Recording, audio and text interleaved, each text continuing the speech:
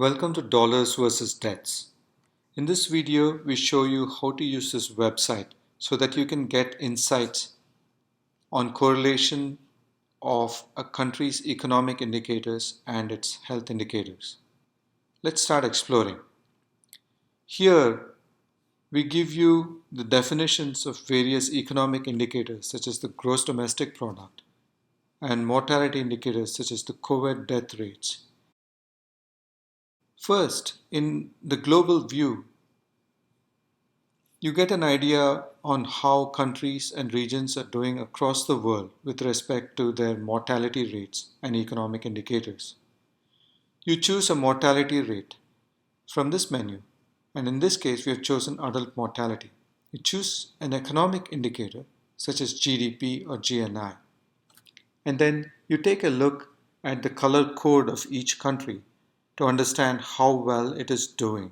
For example, United States has a high GDP and a medium adult mortality rate, whereas China has a medium GDP and yet has a low adult mortality rate. You can switch the mortality indicator to COVID deaths, and you can see that the chart changes colors. If you navigate to United States, you'll see that it now has a high mortality rate, whereas China continues to have a low mortality rate for COVID.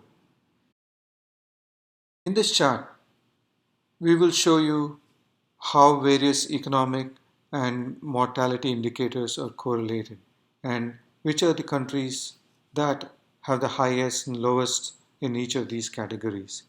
These outliers, for example, for COVID deaths and GDP are clearly shown here. Sweden, United States, Italy are some of the more developed countries with high GDPs and yet have some of the highest COVID death rates. You can switch the mortality indicator to, let's say, infant mortality, and the view changes. Now you see many of the African countries that have low GDP also showing up with high infant mortality. If you click on Show me this country, you can choose a country like Argentina and it'll show up on the chart. Here you can see that Argentina lies somewhere in the middle of the pack with respect to GDP and mortality rate. Now let's say you want to understand how Argentina is faring against the United States across all indicators. This view will help you understand it. Here, each of the metrics is ranked on a scale of 0 to 1 so that you understand where each country falls with respect to that metric compared to the rest of the world. For example, United States has a GNI that's in the middle of the pack, and that might explain why its infant mortality is low, but it doesn't explain why the COVID deaths and COVID cases are somewhat higher than infant mortality.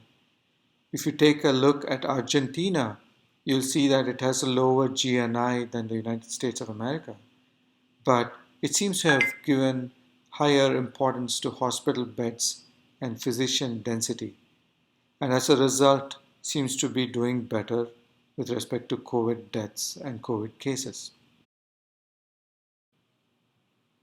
If you want to compare indicators across time, this chart helps you do that. Here we have chosen United States and Singapore and displayed the adult mortality across time. You can see that in the United States, the adult mortality has been going up from 2014 to 2016.